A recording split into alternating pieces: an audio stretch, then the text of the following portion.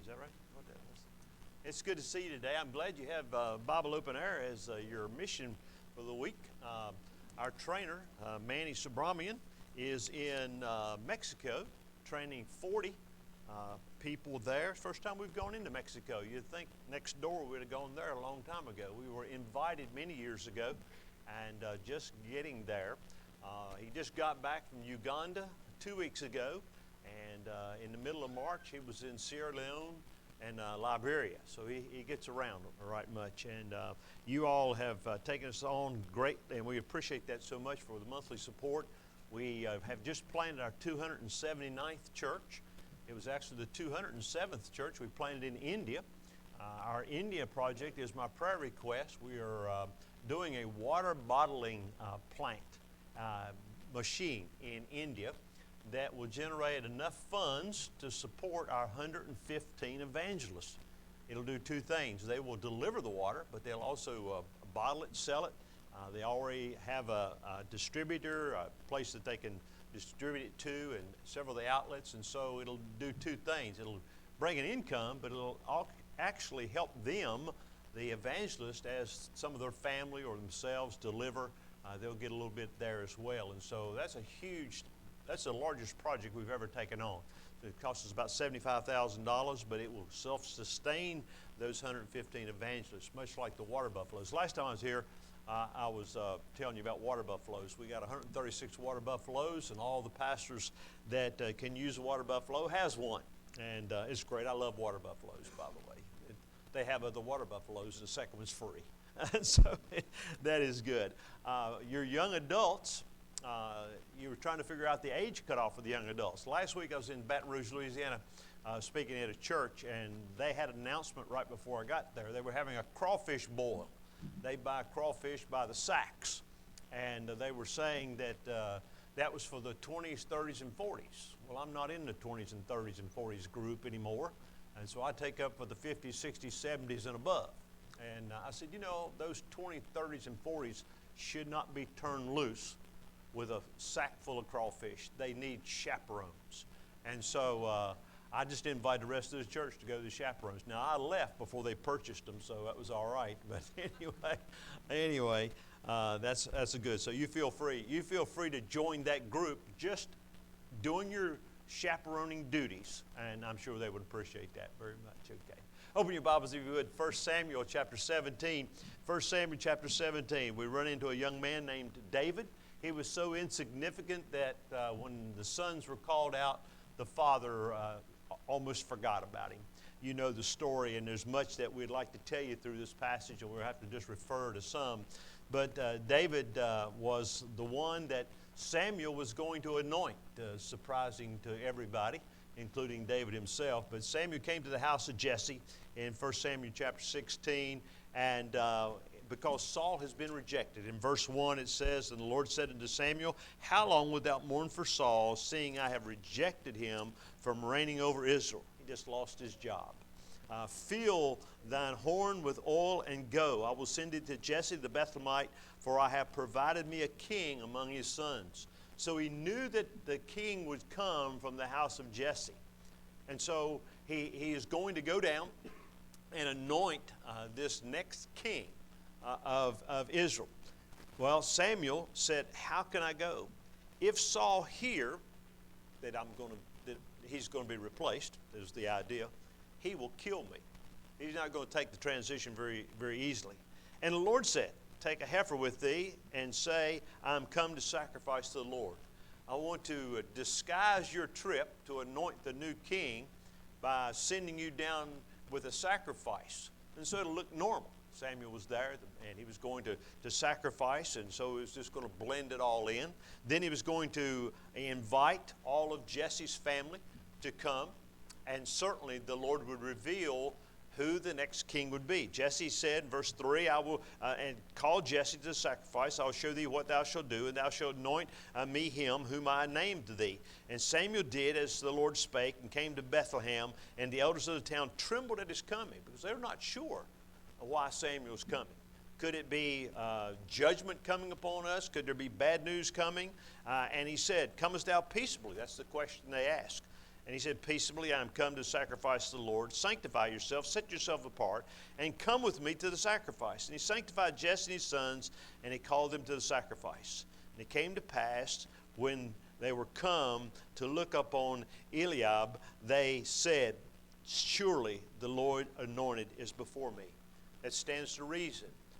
Eliab is the oldest son.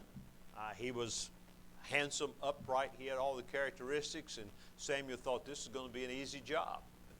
But that wasn't the king to be. The Lord said to Samuel, look not on his countenance. How often do we choose people by the way they look, by the way they appear? And the Lord made us all different. And what appeals to the Lord is the heart. The heart. David is the only man twice that says that he was a man after God's own heart. David, as we'll see, is far from perfect. But his heart was in the right place. And so Samuel said, don't look on his countenance. The Hebrew, the idea here, the Hebrew phrase simply says the eyes, as we look into the eyes. Don't look into the eyes. Don't look in that outward countenance. But to look at the characteristics on the inside of that household.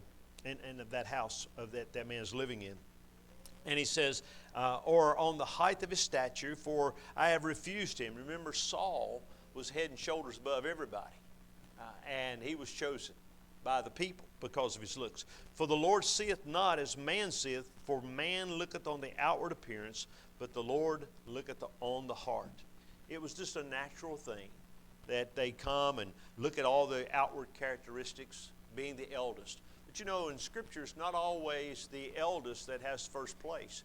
You think about the twins, Jacob and Esau. Esau was born first, but Esau was to serve the younger. The older would serve the younger, Romans 9 tells us. And so we know that the Lord has plans is not always as we perceive them to be. And so these 7 sons appear, one after the other, after the other, after the other. And God says to Samuel, nope, nope, nope, not that. And it almost as an afterthought, Samuel says, Jesse, do you have any more sons? Yeah, I do have one. He's out in the field. He's out there tending sheep. We're not going to sit down until you call him, and he comes. And they call David. And so David comes in from the field after all of his brothers has been rejected. Verse 13 says, and Samuel took the horn of oil and anointed him in the midst of his brethren, and the Spirit of the Lord came upon David from that day forward. The Spirit of the Lord came was the enablement of God to do everything God had called him to do. Can I tell you that God will never call you to do that which he hasn't equipped you to do? So often we know the Lord prompts us to do certain things. An opportunity lays before us, and we hesitate because we look inward at our own strength and think, well, I can do that. That's somebody else needs to do that, or that's beyond me. If the Lord calls us, he's equipped us. He will never give us a task that we're not equipped to do. And so often we are very weak in our own strength, as we should be. But that we depend and draw upon his strength, because who are we trying to glorify? We're trying to glorify him. Whatsoever you do, whatsoever you eat or drink, 1 Corinthians 10:31, whatsoever you eat or drink, you do all for the glory of God. And so he's going to equip us and to do that. This anointing here is the first of 3 anointings that you see. Samuel anoints him here. In 2 Samuel 2:4, the men of Judah come, and they anoint him over the house of Israel. In 2 Samuel 5:3, we see the elders of Israel come and anoint him king over Israel. So you see all these 3 anointings, and they're positioning him. They're saying, we recognize who you are. But the Spirit of the Lord came, that enablement to fulfill the task. And there's going to be task. There's going to be some task that comes, and David's going to show himself mighty because of this phrase, the Lord was with him. That's the key. The Lord was with him.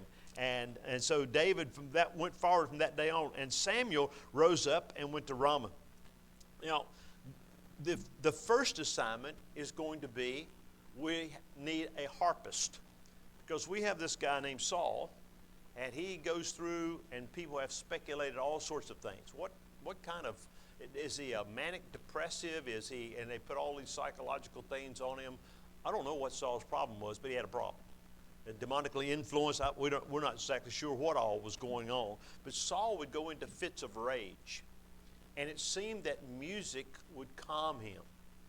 And so they're calling for a harpist. It says in Saul, in verse 18, then answered one of the servants requesting this, behold, I have seen the son of Jesse the Bethlehemite, that he is cunning in playing and mighty, valiant man, and a man of war, prudent in matters, and comely person. He's good looking, and the Lord is with him. It was so obvious in the life of David that the Lord was with him, that it was perceived by others.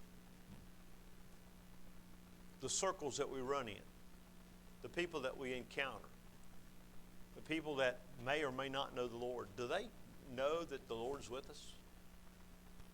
Or do we fit in and blend in with the crowd that doesn't look like it has anything to do with the things of the Lord? We're different. Be ye separate, saith the Lord. And that's not just being weird. It means being biblical, standing with a testimony before an unsaved world, because we're salt and light. Through the years, I don't know how many times I've walked up to a conversation and this comment's made. Well, let's not tell that. The preacher's here. It's like, guess what? The Lord was there before I ever showed up, right? The Lord was there long before I got there. And they weren't careful about what they were saying or getting ready to say in the presence of the Lord, but now all of a sudden the preacher's going to show up and we don't want to say that, or we don't want to act that way. Well, that's silly. If we are mindful as to whose presence we're always in, because the Lord is not only all-knowing, all-powerful, but He's all-present as well. And so here they calling for a harpist, and one who the Lord was with, and they called David to come and to soothe with music the soul of Saul as he goes into this fit of rage. Chapter 17. Aren't we doing good? Chapter 17. In verse 1. Now the Philistines gathered together their armies to battle, and were gathered at Sokoth, and belongeth to Judah, and pitched between Sokoth and these other places that are too hard to pronounce. And Saul and the men of Israel were gathered together and pitched in the valley of Elah, and set the battle array against the Philistines. The Philistines stood on the mountain on one side of the valley. The armies of Israel was on the other side of the valley, and which was common in a practice in the ancient Near East, when two armies would come together, and it was called representative combat. I'll send my champion out, you send your champion out, and ever which champion wins, then the other will submit to as being the defeated foe or the victor, or whatever it would be, depending on which side you're on. And so this was a representative type thing. Now, the Philistines chose a little guy. We know about Goliath, and we know that, his height and his stature and all those things. Now, they had just been severely defeated at Michmash. If you remember, Jonathan defeated them severely at Michmash. And so what they've done is they've relocated, they've regrouped, they've moved 17 miles basically south of Jerusalem to reload and to battle again. And so this time they're going to try to stack the deck. They're going to try to get an advantage over anybody in Israel. And so they send out Goliath, 9 feet, 6 inches. Some say as much as 9 feet, 9 inches. Depend on his weight, probably 450, as much as 600. But probably he was in good shape, so he probably weighed 450 to 500 pounds. He carried about 140 to 175 pounds of armor. He had a spear whose head was 16 pounds, just a cast of iron. So we're not talking about a little fella here.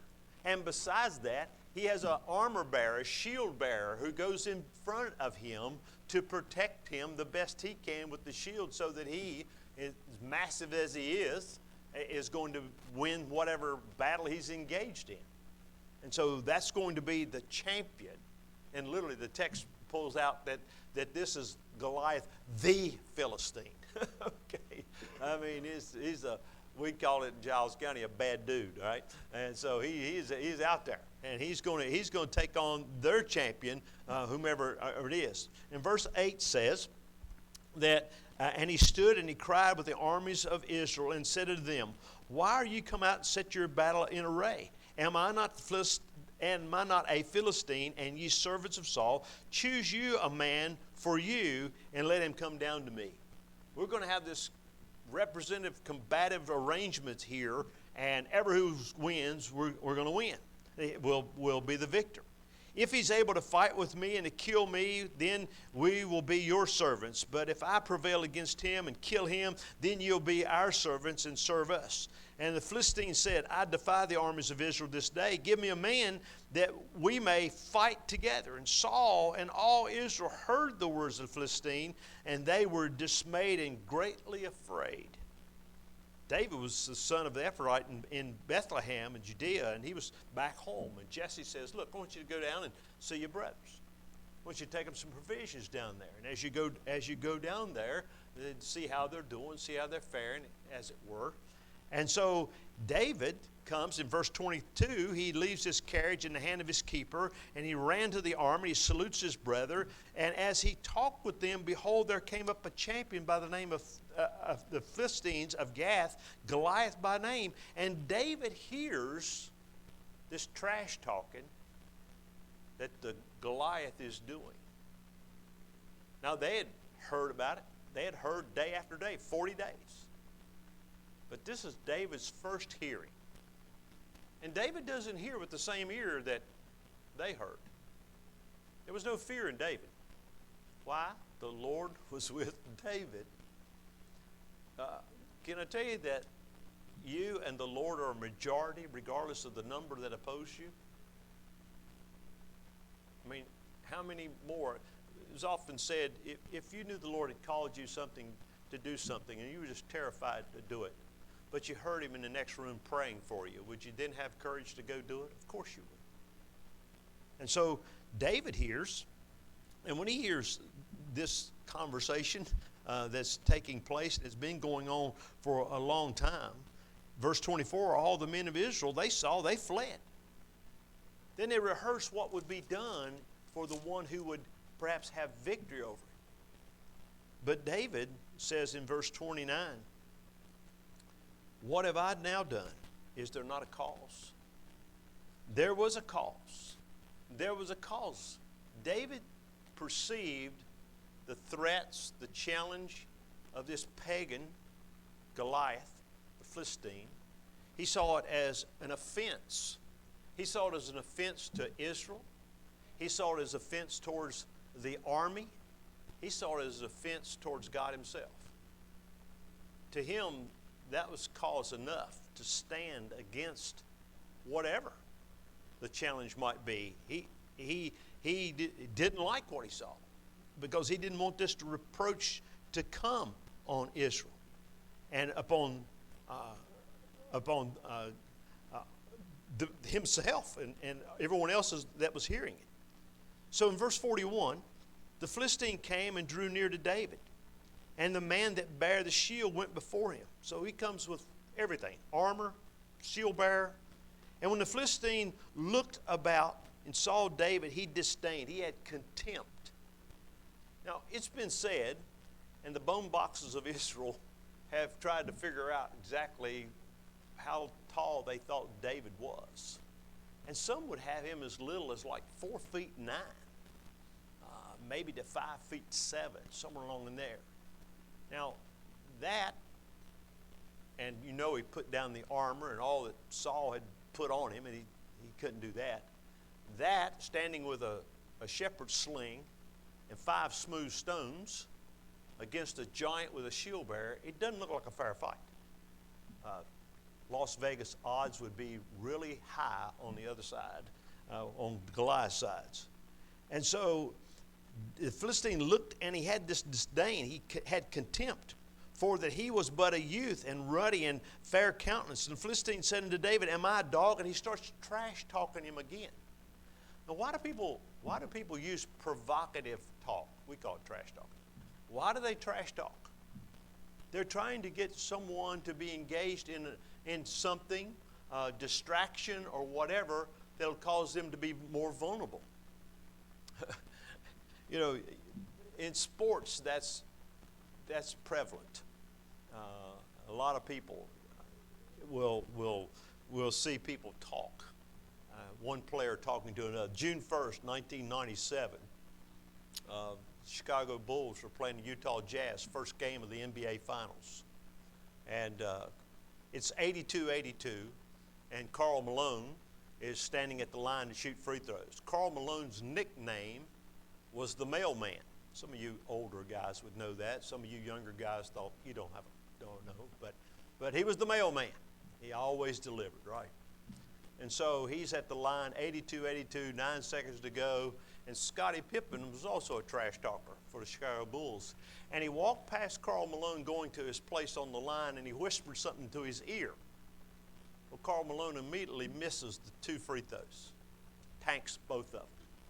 Well, everybody wanted to know, what did Scottie Pippen say to Karl Malone who would cause him to miss 2 free throws? It was finally revealed. He said to the mailman, the mail's not deliverable on Sunday. You don't deliver mail on Sunday, Carl. Okay? He danked 2 free throws. Then the last 9 seconds, Michael Jordan goes down and hits a 2, and the Bulls win 84-82. They won that series, by the way.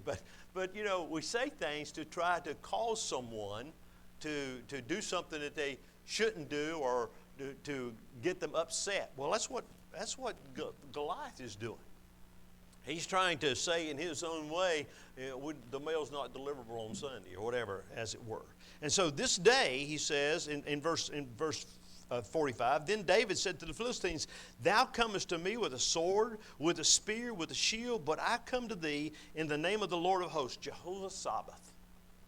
I come in the name of the Lord of hosts, the God of the armies of Israel, whom thou hast defied. And this day will the Lord, not me, David say, the Lord will deliver thee into my hand, and I will smite thee, take thy head from thee, and I will give the carcass of the host of the Philistines this day unto the fowls of the air, and to the wild beasts of the earth, and all the earth may know that thou is a God in Israel.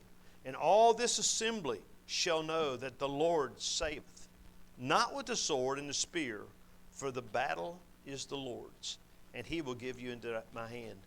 He understood that he was going as an instrument of God to fight this enemy that was facing them.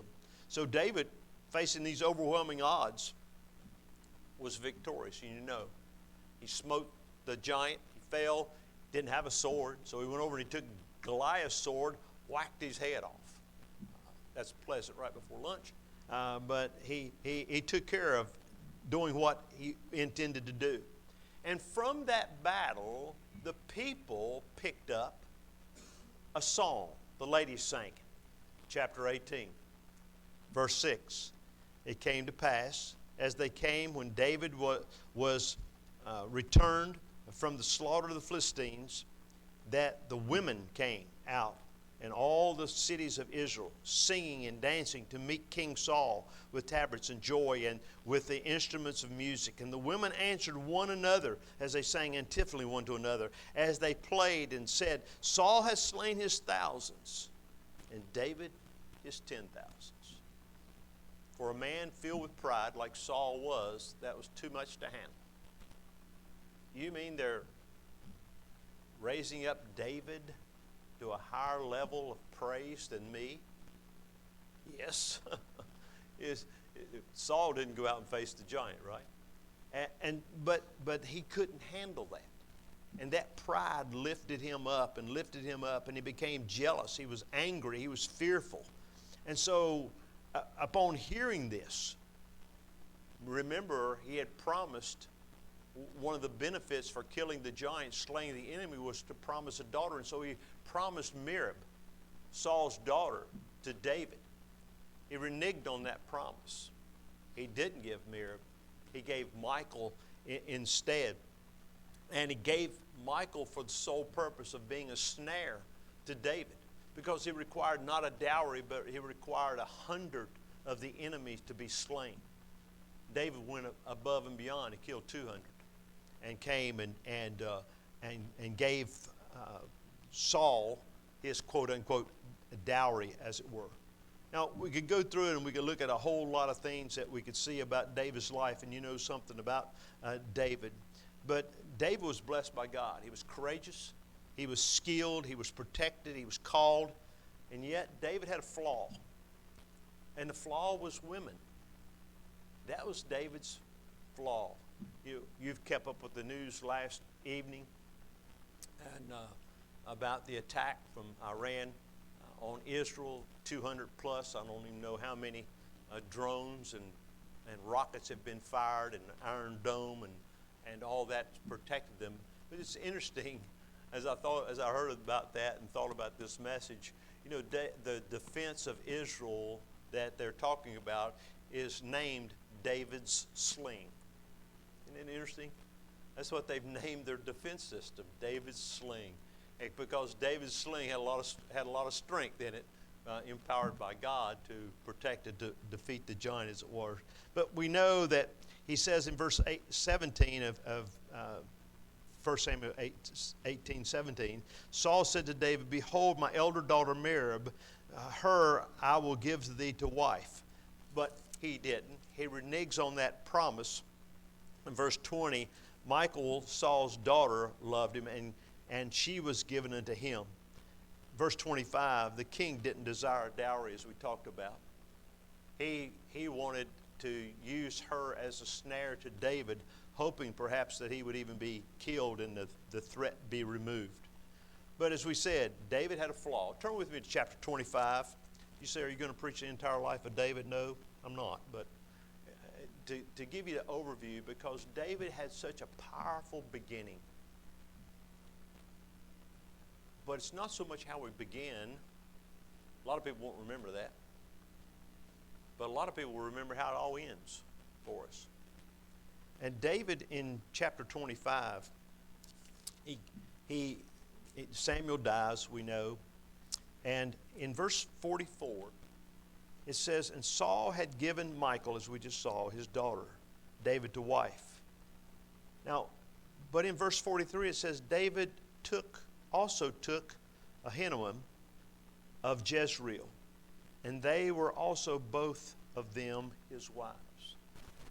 David engaged in polygamy.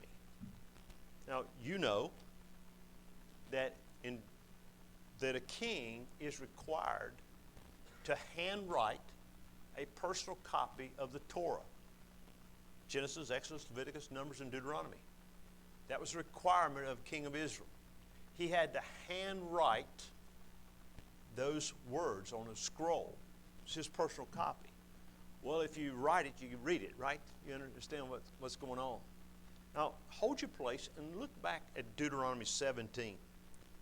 In Deuteronomy chapter 17, David had penned these words. Deuteronomy chapter 17, beginning at verse 14, concerns the king whom David was. When thou art come into the land which the Lord thy God giveth thee, and shall possess it, and shall dwell therein, and shall say, I will set a king over me, like all the nations that are about me. Thou shalt in any wise set him king over thee, whom the Lord thy God shall choose, one from among thy brethren. Shalt thou set a king over thee, thou mayest not set a stranger over thee, which is not thy brother. That's why a foreign-born person can't be elected president of the United States, because our forefathers adapted these same principles.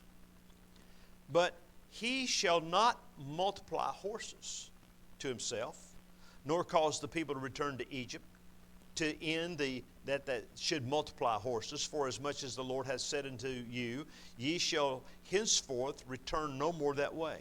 Verse 17. Neither shall he multiply wives to himself, that his heart turn not away, neither shall he greatly multiply to himself silver or gold. David had written those words. David knew those words. And now David has taken 2 wives. He'll take 8 total. Bathsheba being the last David's weakness was women. And it was a burr in the saddle, you might say. We see him here, and we see the frailty of David really played out in 2 Samuel when we look at chapter 11 and see his fall. In 2 Samuel chapter 3, or we're going to chapter 11, in 2 Samuel chapter 3, just for your reference, in verses 2 through 5, you see David's family at Hebron. You see the children born. You see the wives that he took there. You know Abigail. You know all those many of these different names through here. Some are not as familiar as others. In chapter 3 and 2 through 5 there, you see that. Over in chapter 5 in 2 Samuel, and I'm just giving you these for reference, you can read later, but in chapter 5 and verses 13, it says that David took him more concubines and wives out of Jerusalem and come from Hebron, and there was set yet sons and daughters born of David, and these are the names, and he lists names there. You can't multiply wives. He has 8. His son will go far beyond that. He'll have 700. Boys always try to outdo their dads. And he has 300 concubines. It was David's thorn in the flesh, you might say. And as we come to chapter 11, which is where we're going, in chapter 11, you know the story. On a time that David should be leading his army, as he had always done, he finds himself in the cool of the evening, feeling very much at peace, feeling very safe and secure, thinking that the enemy that's out there will be taken care of by his generals, as it were. Yet Satan is in no hurry to get us. And he, like a roaring lion, seeks those whom he may devour. If you've ever studied lions, you find out some very interesting things. We were in Kruger Park in South Africa, and we went on a lion watch. Thankfully, I was safely in a bus looking out at them. But we came and we stopped, and these 3 male lions came. By the way, a lion, when it roars, can be heard up to 5 miles. They're powerful animals, powerful animals. And so these 3 walk out on this hillside, and we're here, and they come right down and they walk right past us. I mean, I'm looking like this and watching these lions go by. Powerful, beautiful creatures, really. But lions go after the weak. They go after the weary. They go after those that are wandering apart from the herd. Satan, it's no coincidence that he's likened to a roaring lion, seeking those whom he may devour.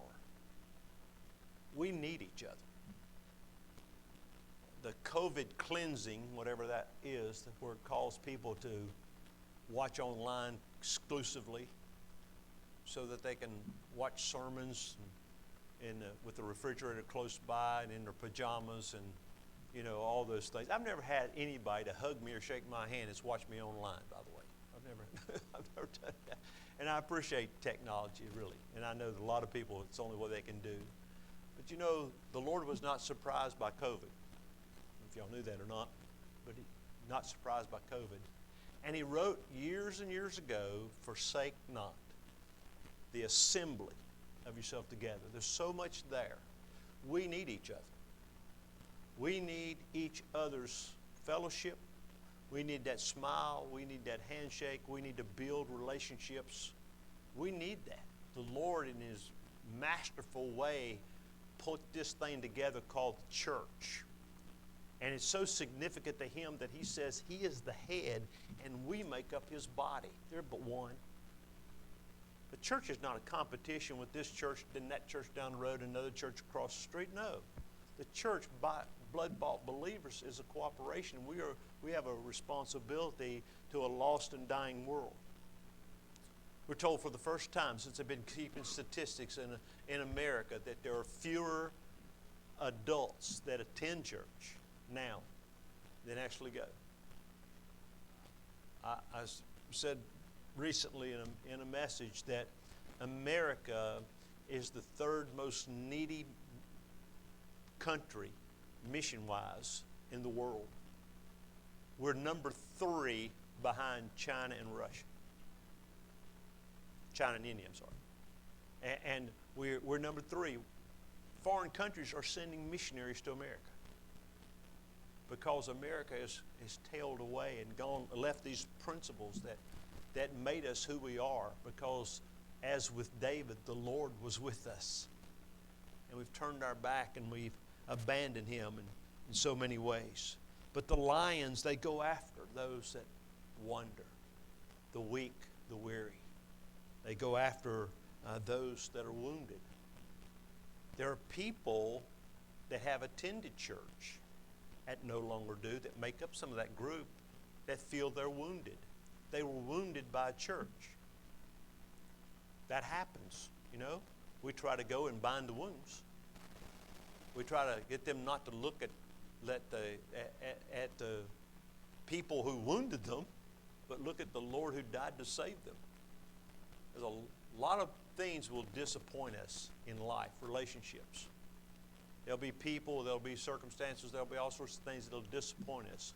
But one name that will not be on the list of disappointments will be Jesus. He'll never disappoint us. He's always the one that's going to be there. Well, we come to 2 Samuel chapter 11.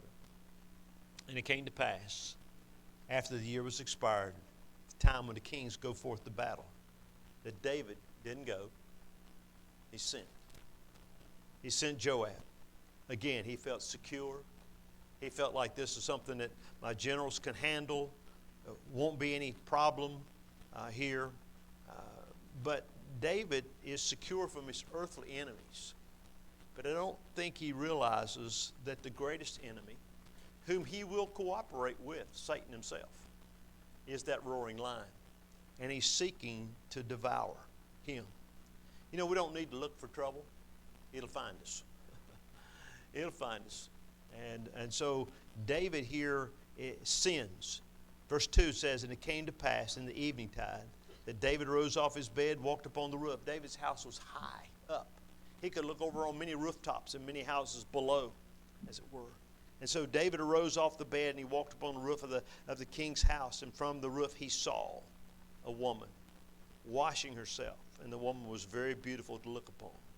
He saw in verse 2. He inquires in verse 3. And he takes her in verse 4. He was king. He could do pretty much as he pleased. But sin always follows that pattern. We dwell on it a little bit, inquire about it, look at the edges of it, whatever, and then we partake. It comes that way. Be not deceived, God is not mocked. For whatsoever man soweth, that shall he also reap. That verse says that when we plant the seeds of sin, there's going to be a harvest. We can pray like crazy for crop failure, but it's going to come up. And we're going to reap what we sow. David is somewhere about 50 years of age. David lives to be 70. And the last 20 years of his life was filled with nothing but heartache. You know the story of his son Absalom. You know the story of his son Ammon. You know the story of his daughter that was raped. Tamar was raped. And you have murder and rape and all sorts of things in his own family. You have his own son trying to overthrow his power and be king himself and all these things. And you look at this and you see David. If we could interview David and say, David, was it worth it? That evening that you walked out on that roof and you looked down and you saw Bathsheba, was it worth it? There would be a resounding no. No, it was not worth it. We look back on sins we have committed. and often the consequences of it. And we say the same thing. But the temptation, the allurement of the flesh, and the satisfaction that we believe, and yes, sometimes we believe we would even get away with it, deceives us. And Satan is clawing like that lion, trying to devour us. We make decisions, and young people, be careful of the decisions you make today, because they may prevent you from decisions that you would like to make in the future but can't because of the ones you make today. It's so critical. Life is made up of choices and consequences. The choices we make will bring about consequences. Post-World War II, 1945, there was 3 budding young evangelists that were making their way across America. They were speaking to crowds people couldn't believe. Billy Graham was speaking to 30,000 people in stadiums and auditoriums across America. But there was 2 other fellows, Chuck Templeton and Bron Clifford. Chuck Templeton had ministered with Billy Graham with Youth for Christ, and Bron Clifford was in his 20s as well. All these men were extremely gifted. Upon hearing Chuck Templeton speak, a seminary president called him the most gifted, talented young preacher in America today. The National Association of Evangelicals published an article in 1946 of men that were used by God in their 5-year history, and highlighted Templeton and never mentioned Billy Graham. Bron Clifford was 25 years of age, and he was said to be the most powerful preacher the church had ever seen in centuries. He preached to thousands in Miami, Florida. They were stacked outside the building, 10, 12 deep, trying to get into the building to hear him speak. Baylor University president had him speak at chapel, had the bells turned off so that he could preach uninterrupted, and he preached for 2 hours and 15 minutes. And as he preached Christ and the Philosopher's Stone, the students sat on the edge of their seats spellbound. At age 25, Clifford touched more lives, influenced more leaders, set more attendance records than any other preacher his age in American history. He was tall, he was handsome, intelligent, eloquent. Hollywood came calling. They wanted him to play the role of Marcellus in The Robe. In 1945, he was an up-and-coming rising star. So how come many of us have never heard of Chuck Templeton? If you go through the Creation Museum, you'll see the last part there, you'll see a little bit about him, or Bron Clifford. How come we've never heard of these 2? Well, within 5 years, Chuck Templeton left the ministry to pursue that radio and TV career as a commentator, as a newspaper columnist, and by 1950, he stated that he no longer believed in the validity of the claims of Christ, and he wrote a book, Farewell to God. He died from his perspective as an atheist. In Bron Clifford, by 1954, he lost his family, his ministry, his health, and his life. Alcohol, financial irresponsibility had ruined him. He left his wife with 2 Down syndrome children, and at 35 years of age, he died from cirrhosis of the liver in a rundown motel on the edge of Amarillo, Texas. His last job was selling used cars in the panhandle of Texas. Some of the local pastors took up a collection to send his body back east to purchase a casket so he could be sent back east for a decent burial, and they buried him in a cemetery for the poor.